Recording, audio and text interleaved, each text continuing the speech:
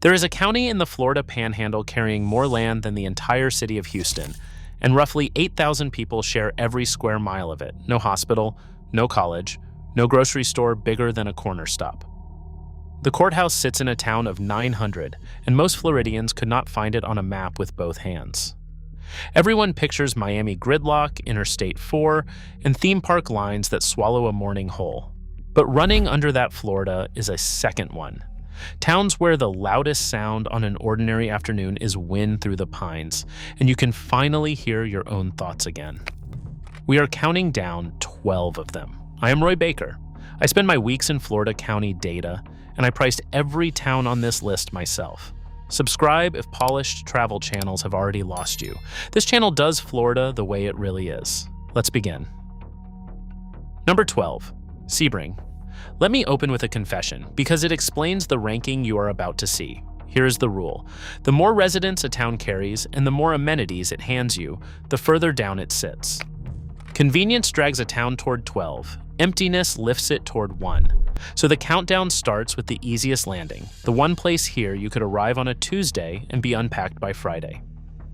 Sebring sits on the south shore of Lake Jackson in Highlands County, about 90 minutes from both Orlando and Tampa, far enough that neither one spills over. The downtown is a circle, a ring of shops around a central park, one of the few left in Florida the way towns used to be laid out. There is a hospital in town. There are real grocery stores, several of them, plus a museum, a little airport, and one of the most famous racetracks in the country, Sebring International Raceway, where the 12 Hours has run since 1952. 11,000 people live here. The median house sells around $200,000, and the loudest thing on a normal weekday is the fountain in the park. The compromise here is the compromise that runs through this entire list. Race Week brings tens of thousands of people once a year, and then every one of them leaves and the town exhales back into quiet. If you want elbow room without becoming a hermit, Sebring is your on-ramp. From here, the towns only thin out, and they only get harder to live in. Number 11, Cedar Key. Cedar Key calls itself the clam capital of Florida, and for once, the slogan is not marketing. The farms in the water around these islands grow a very large share of the clams eaten in this state. But the reason the town exists at all is pencils. In the 1850s, this was one of the biggest ports on the Gulf Coast, shipping red cedar down to the pencil mills. And when the cedar ran out, the town simply refused to leave. About 700 people live on Wewahitchka, the last island at the end of State Road 24, a single road across the marsh from the mainland. You come for the artist galleries in the old dock buildings, for the clams, and for sunsets over the Gulf that the big beach towns cannot sell you at any price. The median home runs around $300,000, island money, though the houses are small and raised on stilts. So why does a place like this sit at 11? Because beauty, this reachable, is no secret.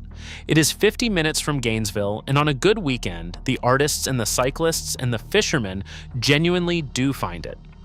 Cedar Key gives you the Gulf to yourself on weekdays and shares it with a festival crowd on Saturdays. And the hurricanes of the last decade have pushed water through these streets more than once.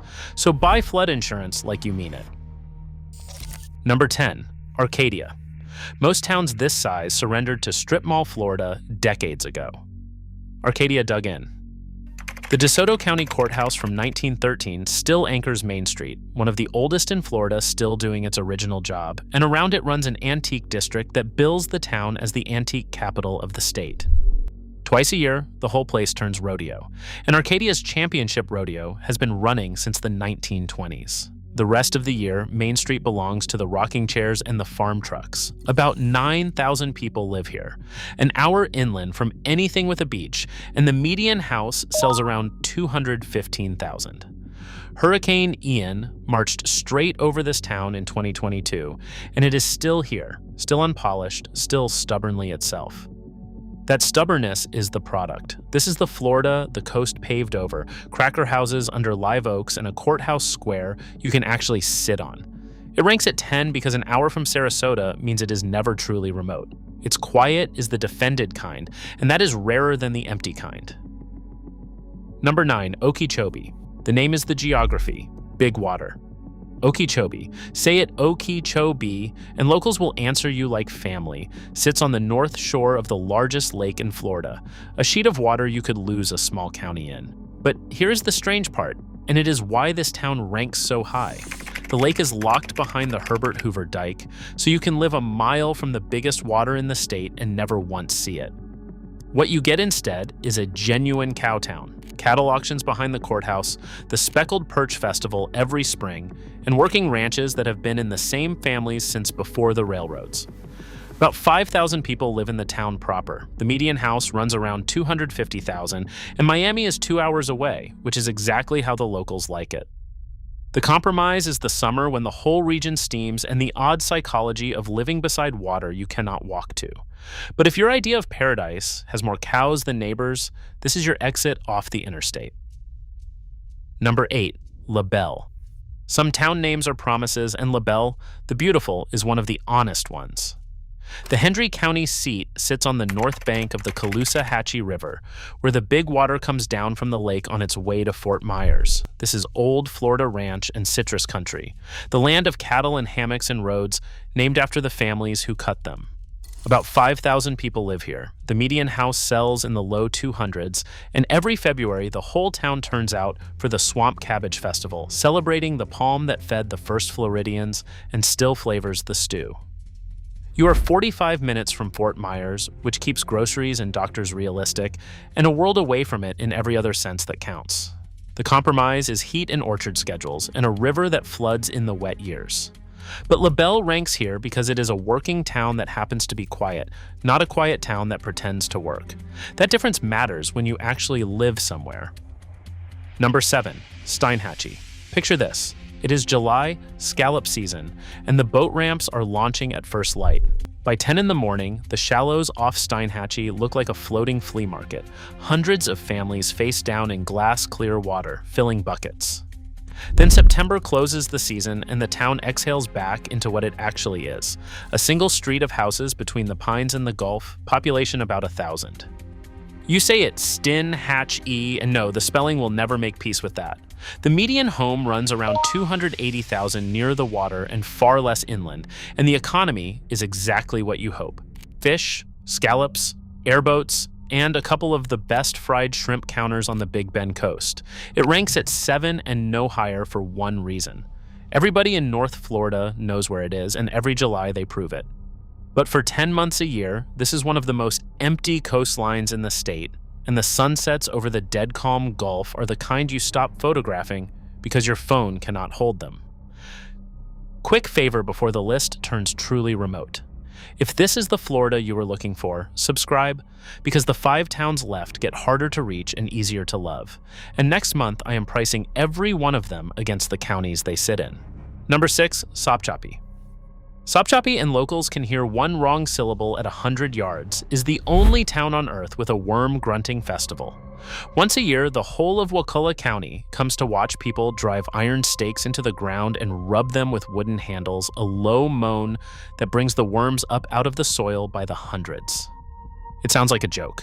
It is a century-old fishing bait trade, and it is genuinely the biggest day of the year. About 500 people live here on the edge of the Apalachicola National Forest. The median house sells under $200,000, and the Sopchoppy River runs so dark with tannin, the locals call it Blackwater. Tallahassee is 45 minutes away, which is the whole strategy. Close enough for a paycheck, far enough that the capital never finds you. This is the first entry on this list where the phone GPS starts feeling optimistic. Number 5, White Springs. Before Miami existed on any map, Florida's first tourist town was here, a Victorian spa village on the Suwannee River, where visitors came by rail to soak in the White Sulphur Spring. The bathhouse from 1908 still stands down by the river. The spring itself largely stopped flowing in the last century. The tourists went where the water went, and the town simply stayed. Live oaks, porches, about 800 people, and a median house price around $120,000, which is the number that makes retirees stop scrolling. What keeps the place alive is the Stephen Foster Folk Culture Center next door, a carillon tower playing the song about the Suwannee on the hour, a river full of paddlers who pass through and slow down, and the Florida Folk Festival running every Memorial Day weekend since 1953, older than the interstate system. The compromise is honest. The nearest hospital is a county away, and jobs are what you bring with you. But on a Sunday morning, the loudest thing in White Springs is the bells. Number 4, Mayo. Mayo, like the jar, is not the biggest town in Lafayette County. It is the only town in Lafayette County, full stop. About 6,000 people spread across 500 square miles of pine and pasture, one incorporated dot among them, farm trucks outnumbering sedans roughly 10 to 1. 1,200 people live in Mayo proper. The median house sells around $115,000, and you can drive the entire county on its straight, section-line roads without your brakes ever warming up. Internet arrives out of the sky here, and the hospital is in the next county, which tells you the honest trade.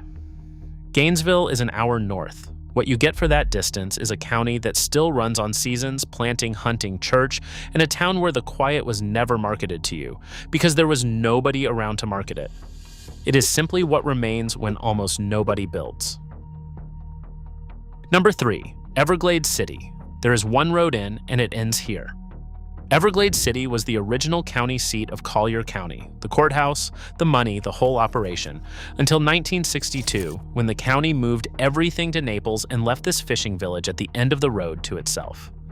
What was left behind is the stone crab capital of the state. For decades, the docks here shipped most of Florida's stone crab, and the boats still go out. About 400 people live here year-round on the edge of the 10,000 islands where the map gives up on roads and switches to water. The median home runs around $400,000, and hurricanes have knocked this town flat more than once, most recently Irma. It always comes back smaller and more itself. The compromise is total: one grocery store, a 40-minute drive to a hospital, and a summer nobody describes kindly. But stand on the dock at dusk with the crab boats coming home and the western sky on fire, and you understand exactly why 400 people declined to leave. Number 2, Wewahitchka. Wewahitchka is the town Hollywood found once and never forgot. The Tupelo honey country in the movie Uli's Gold was filmed right here, and the real thing is stranger and better than the film. The Dead Lakes sit just north of town, a drowned forest of cypress and Tupelo stumps, standing in black water, created when the Chipola River changed its mind about its course. For a few weeks each spring, the white Tupelo blooms, and beekeepers barge their hives out onto platforms in the swamp to catch it, because pure Tupelo honey, the kind that never granulates in the jar, comes from a handful of Panhandle counties and nowhere else on Earth. 2,000 people live here. The median house sells around $175,000, and Panama City is 45 minutes when you need it. So why does it stop at number 2? Because the very thing that makes it beautiful makes it known. The honey people drive in every spring, and the photographers find the Dead Lakes every fall. Wewahitchka is famous inside a very small world, and that world keeps finding it. Number 1, Bristol, and here it is, the county from the very beginning.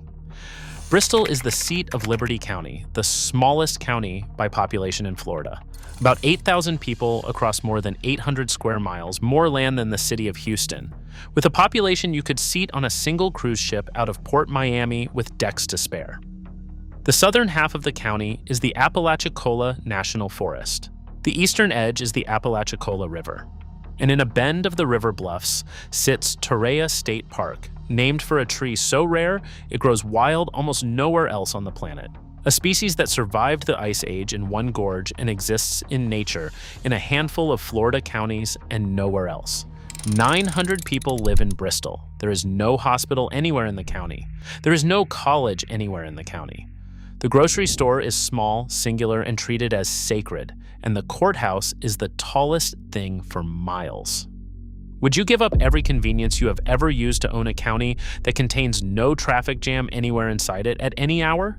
Most people could not. A few consider it the last honest way left to live in Florida, and the people already out there have no plans to leave.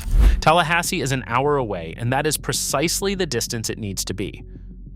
So those are the 12, and each one stays quiet for its own reason. Some through raw distance, some through plain stubbornness, one through a river that changed its mind. Most people will drive across Florida their whole lives and pass the exits for every one of these towns without ever turning off. To the locals already typing "stop telling people" into the comments, I hear you, and I read every single comment. So tell me which town you are watching from and which one I got wrong. If even one of these landed on your own list, like the video and subscribe, because next time we are doing the brutal reasons people instantly regret moving to Florida, and the one mistake almost all of them make inside the first 90 days. See you there.